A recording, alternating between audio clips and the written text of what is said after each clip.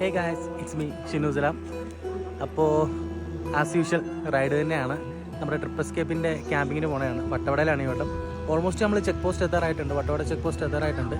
നമുക്ക് ടോപ്പ് സ്റ്റേഷനിൽ നല്ല കലക്കം ബ്ലോക്കാണ് കിട്ടിയത്. അതുകൊണ്ട് തന്നെ ഇവിടെ എത്തിയപ്പോഴത്തേക്കും ഇതായി. നമ്മളപ്പോഴത്തേക്കും എല്ലാവരും ചായ കുടിക്കാണ്ട് ഇത് ജസ്റ്റ് നിർത്തിയതാണ്.